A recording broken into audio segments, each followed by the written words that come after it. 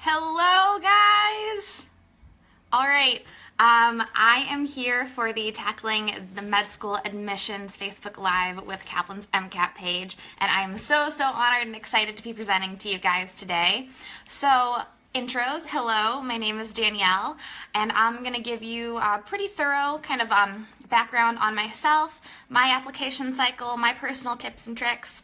I'll also be sharing the ebook I wrote with Kaplan on the med school admissions process, which we will be launching tonight if you stick around towards the end. So that's very exciting. It's been a huge work of love and a lot of hard work on my end, so I can't wait to get that out to you guys.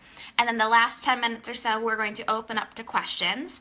We've had some of you posting some questions on Facebook already, so I'll make sure I get to you guys first, and then the rest of you I will get to towards the end. So, just kind of who I am and how I got here. So like I said, my name is Danielle. I grew up in a small town called Midland, Michigan. And when I say small town, I mean that they didn't get a Panera or an Olive Garden till like 2 years ago. It's a very small place. And I always knew from practically the moment that I came out of the womb, I wanted to be a doctor. I kind of jumped around specialties. I wanted to do whatever was cool on TV. So when House was big, I wanted to do whatever he did. Or when I was watching Scrubs, I wanted to do that. So I was a standout student in high school. I think I did very well in high school, and so I was accepted to my dream school, the University of Michigan. Go Blue for anyone watching in Ann Arbor. I started at the University of Michigan right after graduating from high school in 2012, and I knew that was the next step in my whole getting into med school thing. I thought that, to get into med school, I thought there was a formula, and I'm going to talk a lot about how there actually is no formula and how I'm encouraging you guys to kind of make your own as you go. So I thought the formula was to get into your dream school, which I did, and then declare the hardest, most complicated sounding science major you could find. So I declared a major in cellular and molecular biology, basically before I took any science classes at Michigan, which I would not recommend. Make sure you're taking your science classes and kind of getting a feel for things before you declare your major. Pro tip, because I ended up changing mine a couple times. So I declared my super tough major, and I did pretty well my freshman year of college. I think I adjusted very well. I made sure I was staying involved, of course, in school, but also a lot of extracurriculars. So I joined a student-run dance company. I grew up as a ballerina, as a dancer, so that was just very natural for me to spend my evenings dancing. And I made a lot of friends in my hall. That's another kind of pro tip I have for you guys. If you guys are like freshmen, sophomores in college, and you're living in the dorms, study with people, because not only are they going to push you to, be better and study harder, and you get to bounce ideas off of them, but medicine is so collaborative. I feel like I learned a lot about myself as a learner and myself as a future physician studying with people who were not studying what I did. So, it was nice to study for chemistry with people who were in the same course, but I also liked studying chemistry with people who are women's studies majors, because medicine is so interdisciplinary and you're going to be around so many different people with different opinions and backgrounds that's going to be really setting you up for success. So, freshman year, it was, all just fairy tales and unicorns and butterflies, and then things got a little squirrely sophomore year, and that's kind of where my formula to pre-med success totally fell off the rails. And I think that's kind of how I got into medical school, and I hope I can share that process with you guys on how, I was at rock bottom for a long time and was able to build myself back up and get into medical school. So, sophomore year, like a lot of pre-meds and a lot of you guys, I'm sure, I was a classic overachiever. I wanted to do everything. I could never say no. I was working several jobs. Granted, it was like a couple hours a week, but I was working several jobs. I was taking like multiple hard science classes on top of each other. Like I was taking organic chemistry 1 and human physiology at the same time, which my pre-med advisor later sat me down and was like, Danielle, what were you thinking? Like, that was probably the worst idea you've ever had. So, take it from me, spread things out a little bit. Just sit down, make yourself a little spreadsheet and make sure that, your classes aren't layered hard science courses on top of each other, because that's definitely somewhere where I messed up. And so down our moderator pointed out that, my path to med school was not perfect at all, and that's why I'm so happy to be on here talking to you guys about it, because I want to show you guys it doesn't have to be perfect. You don't need a 4-point. You don't need the best MCAT score on the planet. As long as, you know who you are and what you want to do, you're going to make it somehow. So sophomore year is when my grades started absolutely tanking. When I say tanking, I don't mean like the pre-med I'm failing, which is a B+. I mean like C's, low C's in a lot of my science courses. It was not good. It was not good. And I remember coming home after a lot of orgo exams, just crying the entire way home and all night because I knew I wanted to be a physician, but I just couldn't see in my courses how I was going to make it happen.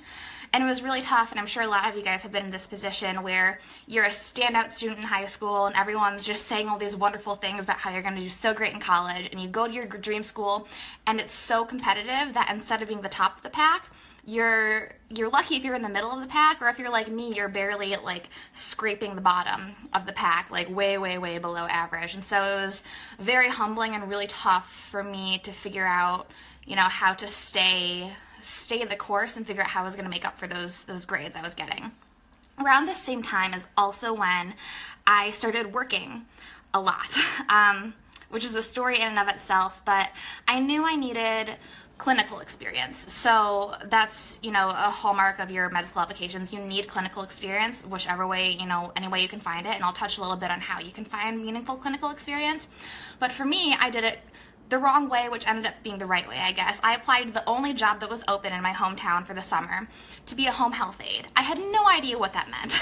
So I get the job, I start training, I start going to work, and it basically means you work with very elderly people in their homes or like personally in the nursing homes to help them do like personal care activities of daily living. And I was put with a lot of people who had very late stage Alzheimer's and dementia. And I was awful, and I hated it.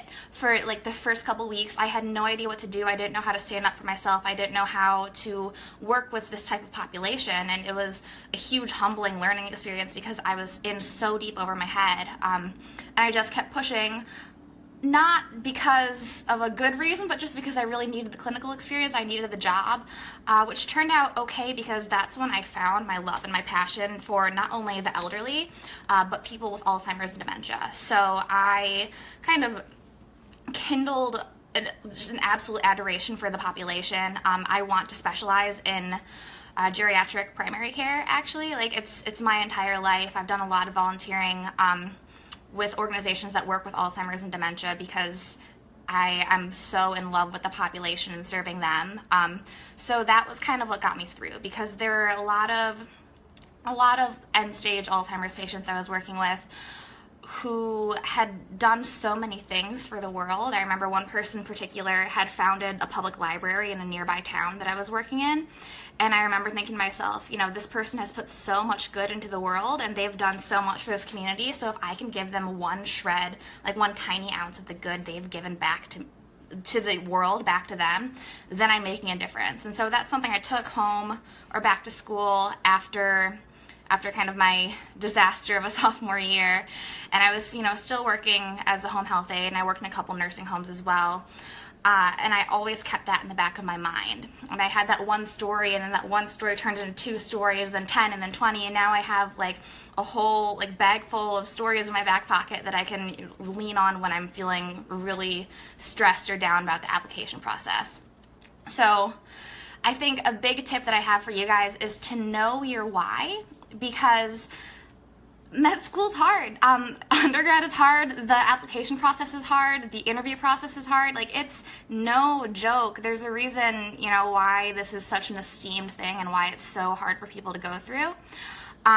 But if you know why you're doing it, that's going to give you the extra push to get over any obstacle that's coming your way. So, my absolutely tragic science GPA, I was able to overcome because I fought for every single grade. Even if those grades were C's or B's, like, I was fighting for every single one because I knew I'm going to work with this population. I know this is important to me, so I fought for that.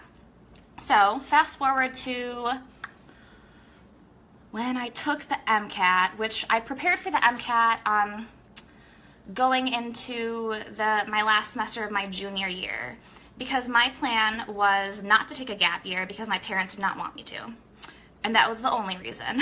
So I'm sure a lot of you guys might be in that position, and I hope hearing my story kind of helps you make your own decision or learn how to leverage your opinions against your parents if you want to do something different.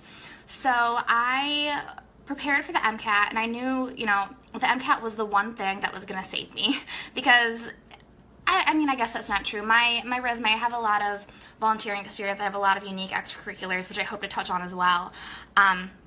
But I knew that the Mcat, that's how they know how you're going to do on the boards. Like, it's a huge indicator of predicted success in med school, so I knew I had to kill it. That's how I met Kaplan, and that's how I fell in love with Kaplan, because I took their prep course. And it completely changed who I was as a student, and that's why I love working for this company so much, because it wasn't just about the Mcat. It was about curating, my experiences and my thoughts and teaching me how to be a wonderful future physician, teaching me how to be a lifelong learner, and really cultivating who I am and what I'm capable of being. So I learned so much just not about the Mcat in my Mcat prep course.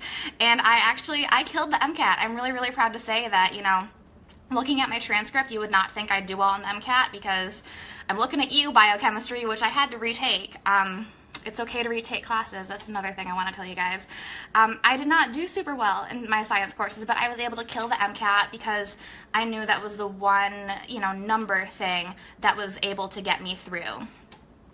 What is my score? I'll say that it's like pushing upper 80th percentile, I believe. It's fuzzy. I submitted my application a long time ago.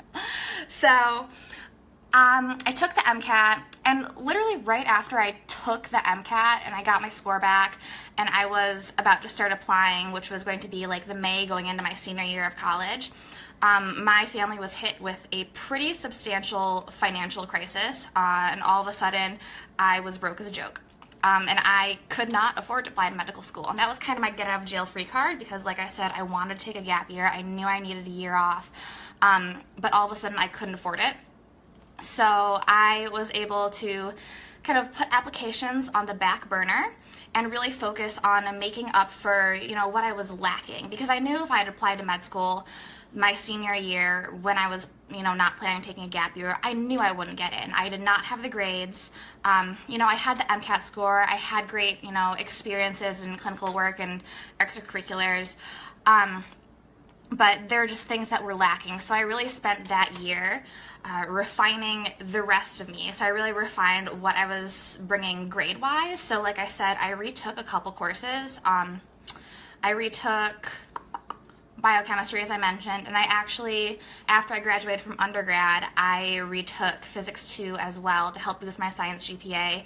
And I, again, started working on just my human experiences, which feeds into your application, your personal statement and all of those things. So there's a couple questions I want to get to really quick. How long did I study for the Mcat? So I started prepping January, and I took it mid-May. And so the advice I was always given was you should spend about 300 hours total prepping for the Mcat. So I took my test day, and then I took the day my course started, and I divided up those 300 hours, and I fit it however I could fit it. So like I said, I was broke as a joke. I was working 3 jobs, 35 hours a week, trying to juggle my full-time coursework and my extracurriculars, and it was a hot mess. It was a really hot mess. So I was able to kind of squish hours in where I could. So even if you don't have like a 6-hour break on a weekend where you can just study for 6 straight hours, if you have an hour between 2 classes, as soon as you get out of the lecture hall, sit down in the hallway and start studying right there. There are 24 hours in a day, but Beyonce has the same 24 hours you have, and look at all the cool things she's doing. So, if you want it badly enough, you're going to fit it into your schedule somehow. So, like I said, I spent my entire senior year kind of cultivating who I was as a person, doing a lot of soul searching, doing a lot of, application booster things. And then May of last year came around, which is just about this time because the AMCAS application opens first week or so of May, and you can find that information on AMCAS's website. I'm not going to, quote it for you because I'm not an AMCAS rep. So I knew that because my science GPA was tragic, though my MCAT score was good and everything else was good, I was really fighting an uphill battle. So I made sure I got my applications in as soon as possible because applications are rolling. So the sooner your application is in and on the table, you kind of have a time edge up. I'm not saying that, a bad application in June is better than a strong application a couple months later. That's not at all true. But the longer you have to be on the table, the longer you're under consideration, it means more eyes are going to see your application, and there might be someone who sees you and says, you know what, I get it. And so I think I was very, very fortunate to have been on the table for so long at certain schools where my numbers, like I've said it before, I'll say it a million more times, like my numbers were not competitive, but just getting my things in early and being able to differentiate myself in my personal statement and in my letters of recommendation experiences, someone saw what I had done and was able to say, you know what, she doesn't have the best GPA, but look at all the other stuff she's done. Let's take a chance and offer her an interview. So let me answer a couple questions before I move on to the application interview process. Approximately how many hours a day should you be studying for the MCAT? I don't remember my entire schedule. There were weekends, if I had a lot of time, I'd go up to 5-ish, but I would take a break every hour and a half because that's just how your brain works. You can't overtrain your brain, you're just going to get fried. And then there were other days where I could only fit in maybe 2 hours, and that was spread between half-hour increments between classes and work. But if you want it to happen, you can make it happen. So that all comes down to building your schedule, kind of working backwards. What was my GPA? Okay, this is tough. My GPA was in the high, I don't know my actual GPA, but my science GPA was just below a 3-point. It was in the high 2s. And I say that to give you guys hope, but I also want you to take that with a grain of salt because I really don't think a lot of people with a science GPA that low has, I don't want you guys to think that, if you have a science GPA in the high 2s, but if you dream big enough, you can get into medical school, because I worked my butt off to, prove to the schools, retaking courses, doing all this clinical work. I proved to them that, I was serious and I was worth it, so I don't want to lead you guys in the wrong direction, but I just want to be very honest with you guys. So it wasn't good. Did they ask you why they took the gap year or what you were doing? Yeah, schools do ask you, even in their applications, they'll ask you what you're doing with your gap year if you took one. So in the ebook that we'll be sharing towards the end, I have, I think, 2 full chapters on whether or not you should take a gap year and what you should do with it. So I did kind of 2 things. I, refined my application, built my application by retaking courses and keeping up my clinical experience. But I also just followed my heart a lot and tried to grow as a human being because, I'm selling my soul to med school in a couple weeks and I'm going to be very busy for the rest of my life. So I'm taking time to, pursue the arts, really go after my athletics. Fun fact, I'm a weightlifter. I've competed in several national meets, and it is my, I came straight from the gym to this Facebook Live right now, if you could only, see the sweatiness that is still on me. So yeah, my advice for a gap year is just chase your dreams in medicine to refine your application, but also just, be a person and breathe a little bit because you guys need it, you guys deserve it. How do you keep up motivation for the MCAT, studying for the MCAT? It seems really easy to talk myself out of sometimes. I'm going to bring that back to knowing your why, because if you know why you're doing this, you're going to make it happen. And I think your why has to be strong enough to overcome, the procrastination, the doubt. Because if your why is, I'm taking the MCAT or I'm going to medical school because my parents want me to, personally, I don't think that's a strong enough why to get you there and carry you through, because that's not your heart, that's someone else's heart. So, my why is all of the people that I have been so lucky to work with in my clinical setting, who inspire me to give, good and love back to the elderly. So that's my why, and that carries me through all the late nights. So I encourage you to kind of do a lot of soul searching, do some clinical work, and figure out what's motivating you to keep going. What was my science GPA? I shared that. What courses did I take sophomore year that, in my opinion, was too much? I layered them. So I don't think it was one course or the other. I was just taking two of the harder ones at the same time, and doing too much at work and doing too much extracurricular wise. And it took me a long time to realize how to put things on the back burner. And that's another thing I touch on in the ebook as well, is the fact that, you know, there's a time for everything. There's a time for you to absolutely kill it at work. There's a time for you to be a star student. There's a time for you to be a star athlete and, you know, kill the arts, be amazing in things, but oftentimes it can't all be at the same time. So let's say you're studying for the Mcat. Like, you have to put your club lacrosse team on the back burner, in the case of my older brother, who's a second-year med student right now. So it pays off if you know, take time to kind of compartmentalize and prioritize what's important. Let's see. If you have weaknesses in your transcript, should you mention that in your personal statement? There are places in the AMCAS application, and oftentimes in secondary applications, where you can address, just like, there's a box that says, like, say something that, like, if you need to say something else about your application, here you can do it. There are places where you can work that kind of stuff in. So whether you do it in one of those boxes or in your personal statement, I think is up to you. I included it in my personal statement, not exactly in those words, but I included, you know, my family's financial crisis and the fact that I was taking a full-time course load and working 35 hours a week, which makes it hard to get good grades, you know. So wherever it feels more natural and honest for you to put that, I think that you could if you're comfortable. How did I do in organic chemistry? I think I took 2. So organic chemistry 1, I think I got an A. Orgo 2, I got a B. So a solid downward trend in that, and that's when, you know, I started working a lot. So not excusable, but that's just the reality. How did I balance coursework and studying for the Mcat? This one's important, I think. I was a full-time student all of college except for when I was taking the Mcat.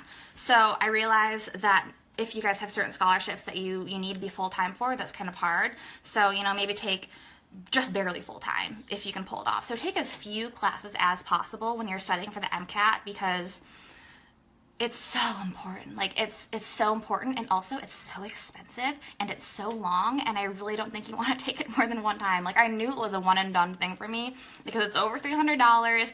That's expensive, and I'm not trying to sit for 7 hours on this grueling exam again. So I was a part-time student, and something else I did was the courses I knew I would struggle the most with on the Mcat, I tried to take my, like, Mcat prep semester. So I was prepping during a spring semester, so I made sure, that was when I was retaking biochemistry, I believe, and I also think I took PChem.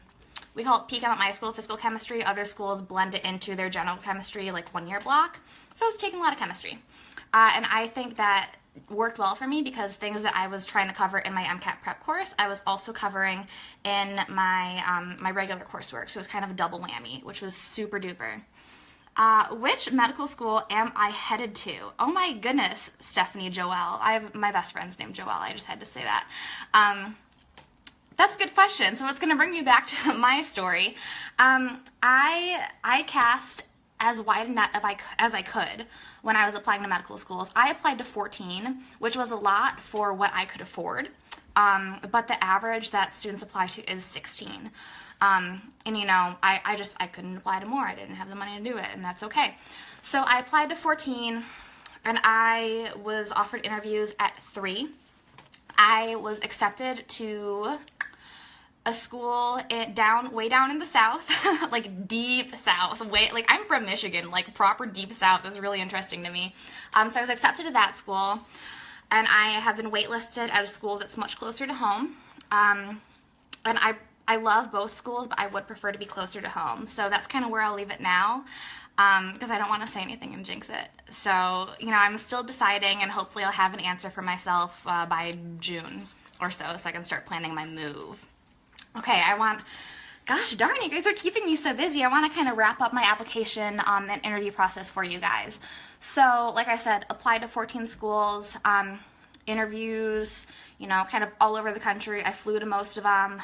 It was a really, really wonderful process because, like, it's something you dream about, and if you pray about, like, for so long. Like, I just need this interview so I can prove to them what I'm capable of. Like, that's what I was telling myself my entire application journey. Like, I know my science GPA is low, but I know I have so much to offer. And I know that once I get the interview, I'm going to be in front of someone who I can connect to, like, person to person, and make my case and show them, you know, why I'm worth it and why I'm worth the investment and that seat. And the school is accepted too. Like, I think I'm going to end up there. I really do. I think I'm moving to Louisiana, just because, you know, you can tell when you go to certain schools. Like, one school I interviewed at, I could just tell, you know, that wasn't school for me because of just how the students were and just the culture. It wasn't for me. But in this school in question, it's in New Orleans. I think that narrows it down to 2 schools. I don't want to say actual school names. It's in New Orleans, which is, you know, a very gritty city that knows how to fight. And, you know, while I grew up in small town Michigan, I consider myself a very gritty person who knows how to fight for things. So I really clicked with the people of New Orleans and the people who are working there. That's like the coolest thing about med school interviews. And I'm so excited for you guys to experience this for yourself. But when you're there, it's so surreal because, like, you finally did it. Like, you finally got the interview. And you're interviewing for a seat, of course. Like, you want the seat. But it's kind of a powerful experience because you're kind of the one deciding whether or not that's a good school for you. So, oh my goodness, so many questions. We're gonna keep this going an extra 10 minutes. I've been given the okay to keep going. Thanks, Nicole. Okay, so I'll just go back to my application or my interview process. It took me to New Orleans, it took me to Minnesota, it took me across the state.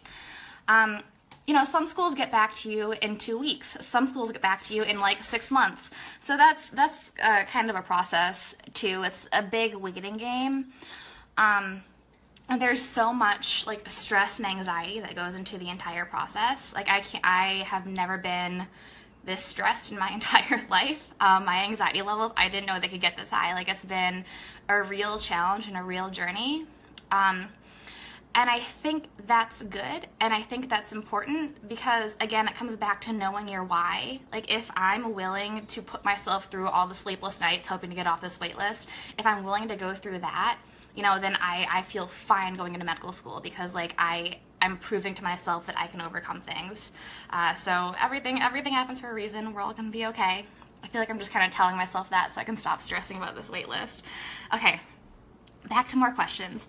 What Kaplan course did I use? Is there a different one that I feel like I would have benefited more retrospectively?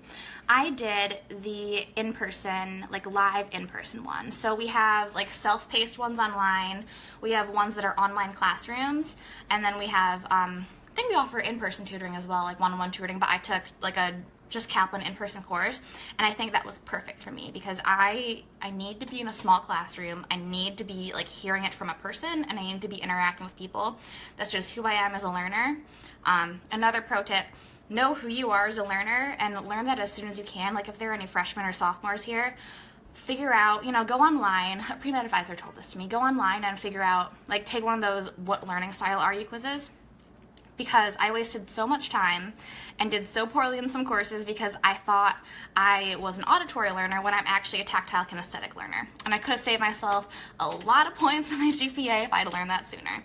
So I really loved my in-person course. It was perfect for me. I would not have done anything differently. I think it was worth every single penny. Jacqueline, hello.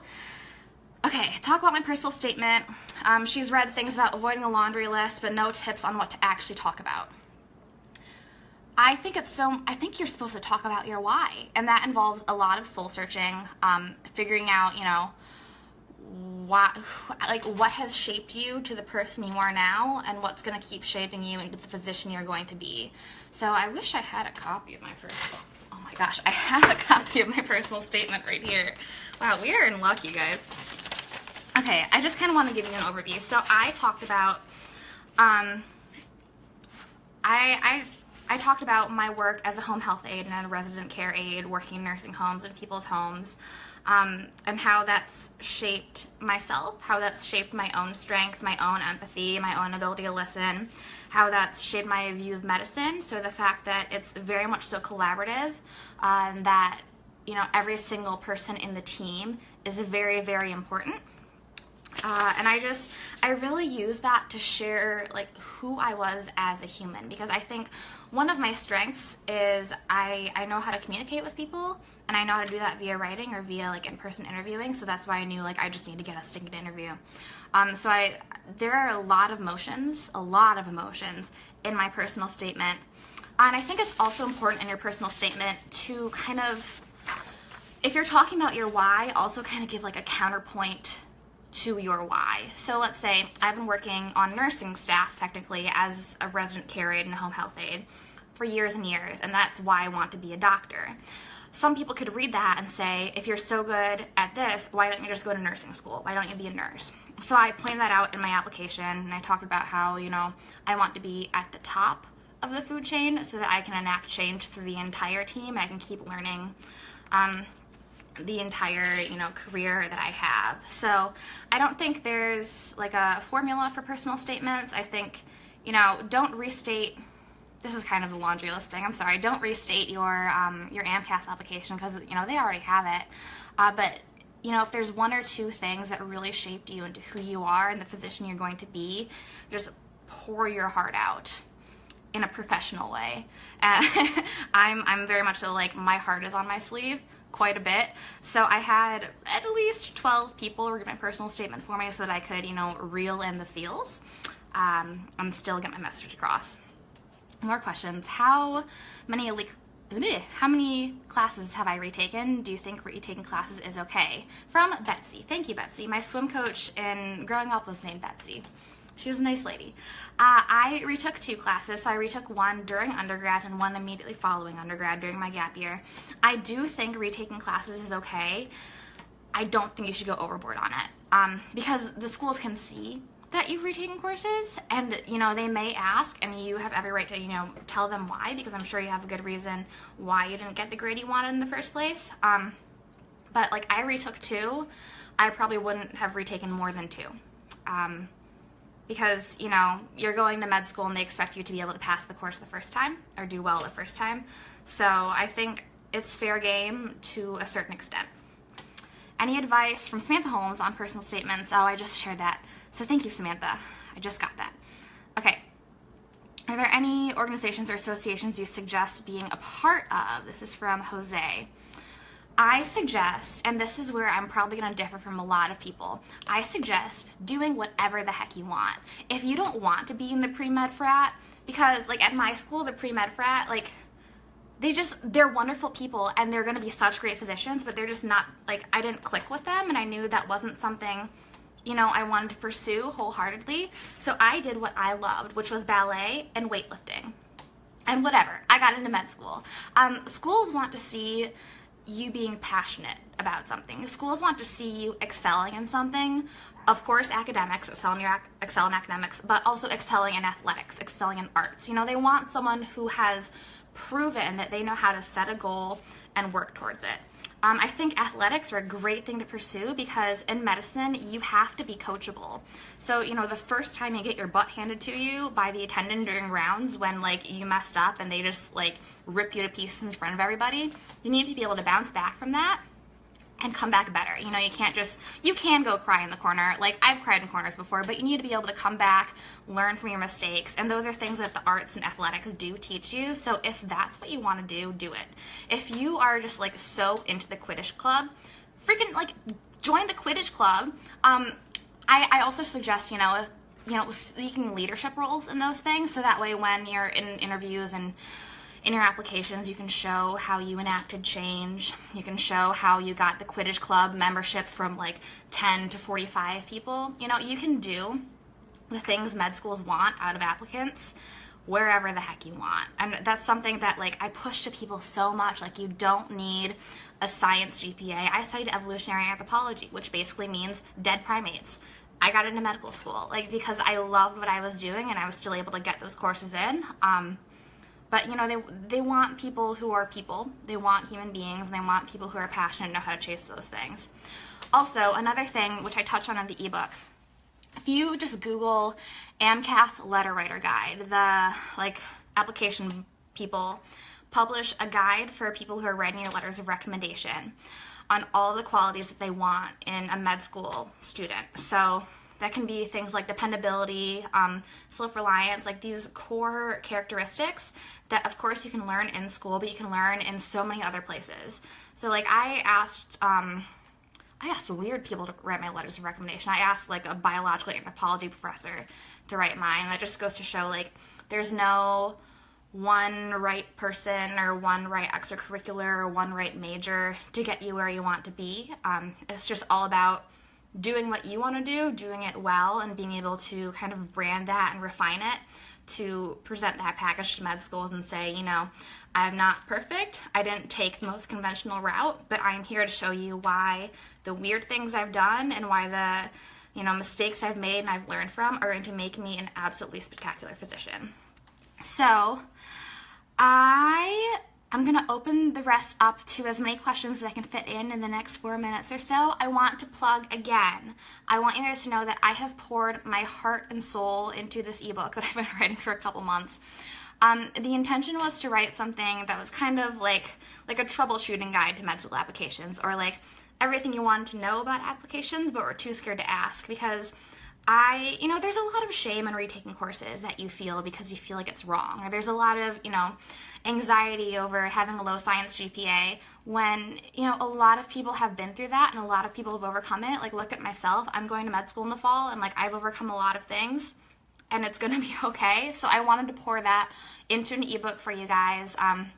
There are chapters on what to do if your GPA is low, how to like best showcase yourself by finding good letter of recommendation writers, how to do so kind of unconventionally, you know, how to take the Mcat, how you might need to retake the Mcat, getting the right kinds of clinical experience, do you need research experience, 2 whole chapters on gap years, and then how to fund the process, because like I've mentioned, like I self-funded the entire process and it is no joke, you guys, so how to be smart about that, how to save money and budget effectively. So I think there are questions just running in. I think I've hit on a lot of them. So, yes, Nicole, you're right. There's one in New Orleans, and I don't want to jinx it, so I'm not saying names. I don't want to say my exact score, but it was in the upper, I think between, like, 89th-ish percentile. So, like, upper quartiles, I guess I'll say.